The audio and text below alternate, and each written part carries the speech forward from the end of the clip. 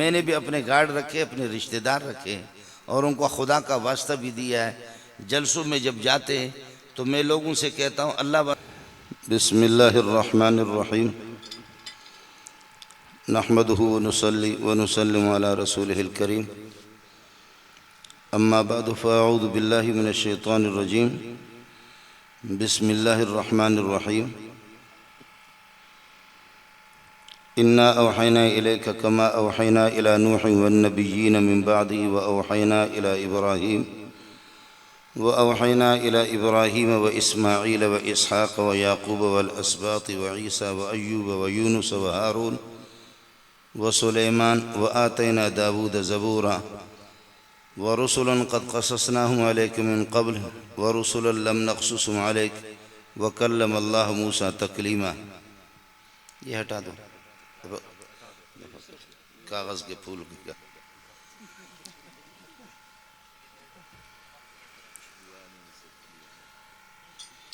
اللہم صلی علی محمد وعلی آل محمد کما صلیت علی ابراہیم وعلی آل ابراہیم انک حمید مجید۔ اللہم بارک علی محمد وعلی آل محمد کما بارکت علی ابراہیم وعلی آل ابراہیم انک حمید مجید۔ تقریب میں موجود علماء کرام، حفاظ کرام اور قرائے اعظام، سامعین محترم، برادر مکرم مولانا محمد رفیق جامی صاحب کا بیان ہو چکا ہے۔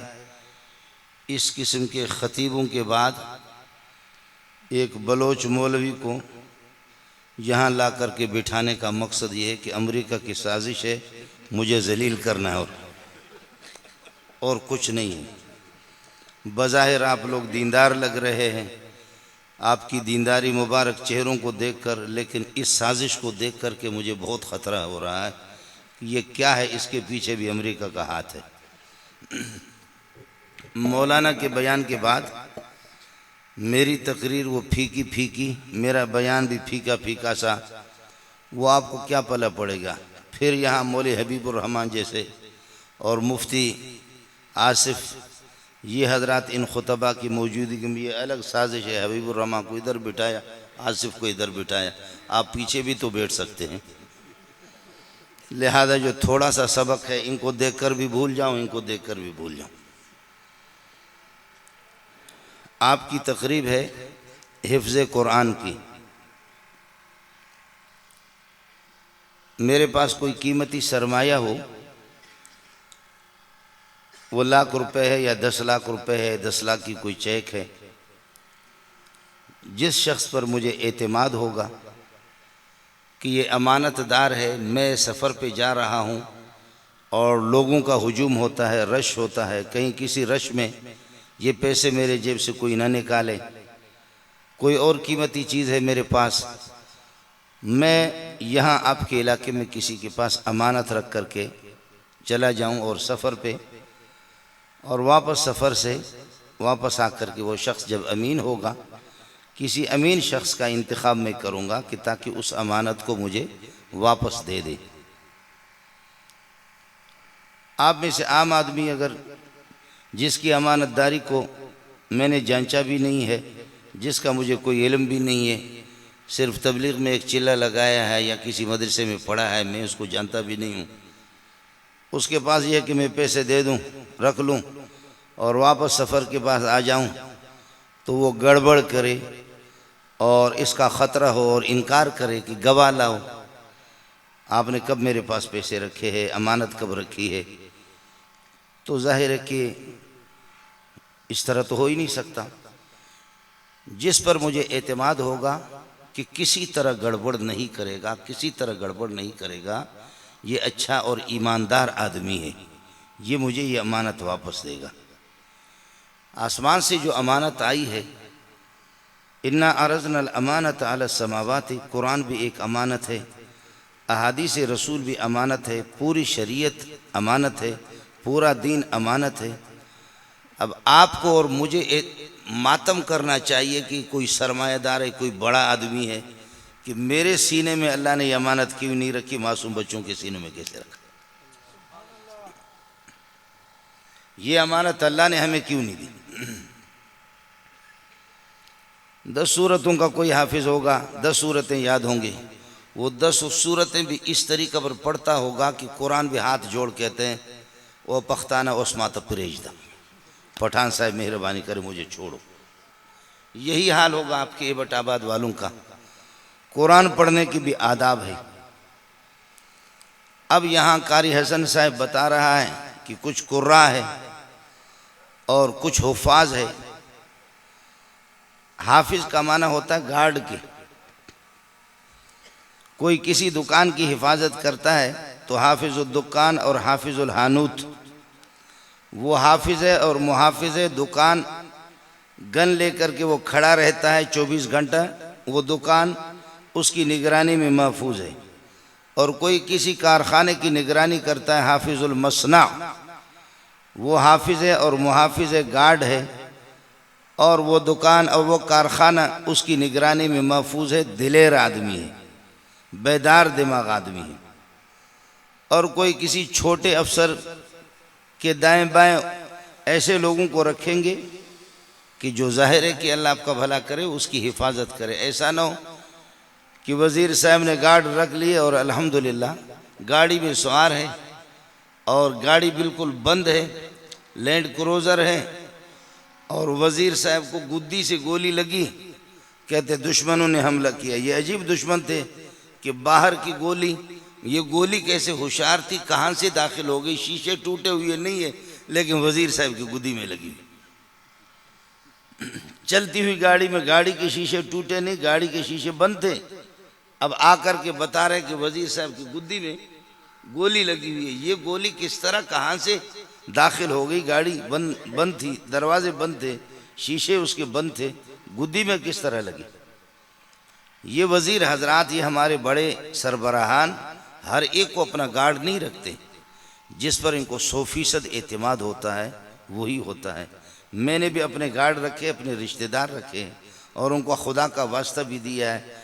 جلسوں میں جب جاتے ہیں تو میں لوگوں سے کہتا ہوں اللہ واسطے پہلے ان الو کے پٹوں کو کھانا کھلاؤ، ایسا نہ ہو کہ یہ خود ہی ہمیں گولی مار دے۔ جی ہاں، ان کو ان کو کھانا کھلاؤ، ایسا نہ ہو کہ یہی مار دے اور پھر کسی سے ساز باز کرے، پیسے بھی لے لیں۔ میرے اپنے رشتہ دار، میرے اپنے عزیز جن پر میرا اعتماد ہوگا انہی کو میں رکھوں گا۔ اب آپ سے کہ آپ کہیں کہ مولوی پر ہمارا اعتماد ہے، اور مولوی وہ ہمارے ماحول اور ہمارے معاشرہ کا ایک قیمتی انسان ہے، حافظ صاحب قیمتی ہے اور قاری صاحب قیمتی ہے، تو پھر حافظ صاحب اور قاری صاحب کی قیمت بڑھ جائے گی۔ اور اگر آپ انکار کریں گے کہ اس قاری اور اس حافظ کی کوئی قیمت نہیں ہے، تو پھر اس حافظ اور قاری پر قیامت آ گئی۔ میرے خیال میں آپ کی گارنٹی کی قسم خدا کی کوئی ضرورت نہیں ہے، اس نے خود اعتماد کیا، سینے میں قرآن رکھا۔ آپ کی کوئی اعتماد کی کوئی ضرورت نہیں ہے، اور آپ کی ڈگری کی بھی ضرورت نہیں ہے۔ مولانا حبیب الرحمن صاحب ہمارے بڑے آدمی ہیں، یہ وفاق کے مسئول بھی ہے۔ ان حضرات نے ایک دفعہ احتجاج کیا، مفتی آصف صاحب اس احتجاج میں شامل ہے۔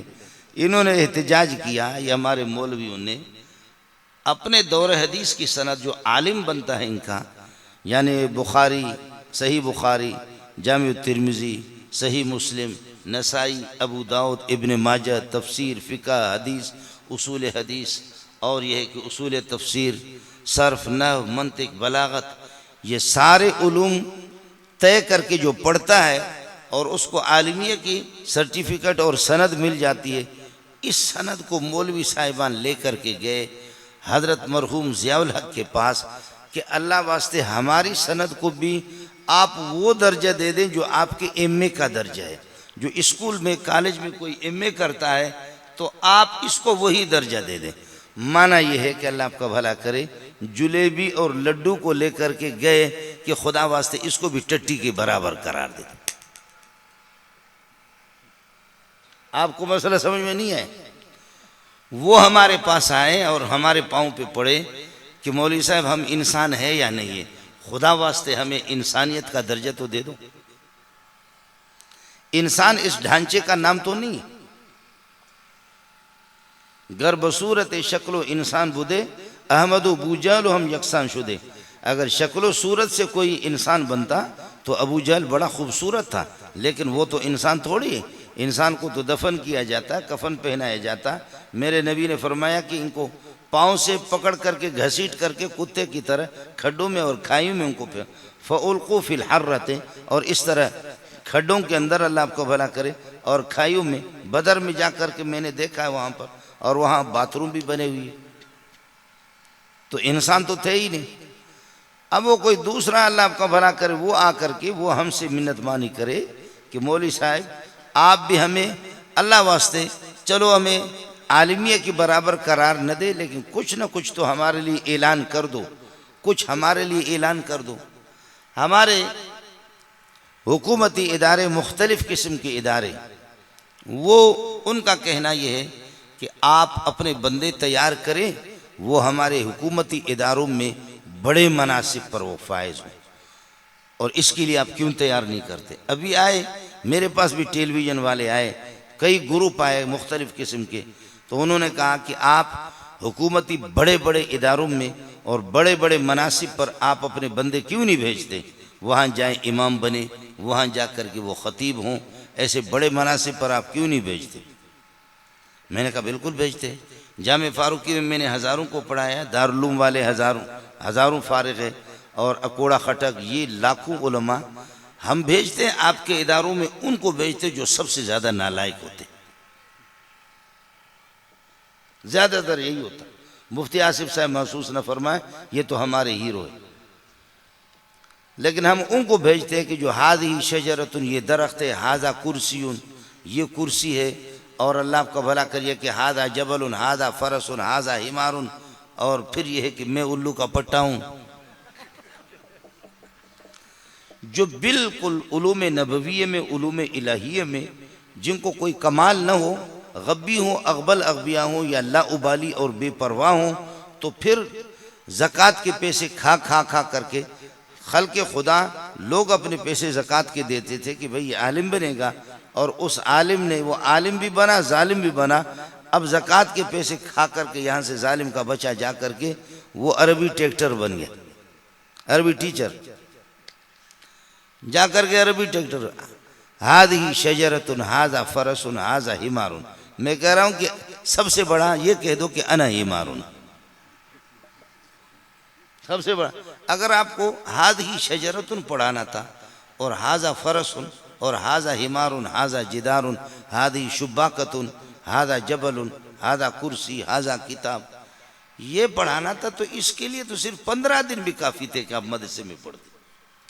1 مہینہ 2 مہینے کے اندر بھی یہ سلسلہ، یہ استعداد آپ کو آ جاتی، اتنا آپ نے پڑھا، اور اس کے بعد جا کر کے۔ اس لیے میں طلباء سے، ساتھیوں سے بھی کہتا ہوں، یہ حافظ حضرات بھی، مفتی آصف صاحب ہمارے ہاں، حضرت بھی جانتے ہیں، مولانا حبیب الرحمن صاحب وہ آئے ہمارے ہاں، اتنا سا آدھا انسان ہے، سمجھو وہ پورا انسان بھی نہیں ہے، آدھا انسان ہے۔ قاری سیف الرحمن صاحب جب وہ اذان دیتا ہے تو میں نے بخدا کئی اپنے مہمانوں کو، ارب پتی کھرب پتی لوگوں کو دیکھا ہے، وہ لوگ روتے ہوئے بھی میں نے ان کو دیکھا، کہتے کیا بھلا ہے، صرف ایک اذان پہ، اذان پہ۔ اور مفتی آصف صاحب ہمارے محلے سے کئی لوگ آئے، ہر ایک کہتا ہے کہ ہمارا داماد بن جائے، تمہارا ھذا فرس ھذا حمار سے کوئی تو اتان مل جائے گی، حمار تو نہیں، تو حمار تو خود ہے، اتان جو ہے نا اس کو بعد میں علماء سے پتہ کر لینا کہ اتان کیا ہے، پھر اس کا ترجمہ معلوم کر لینا۔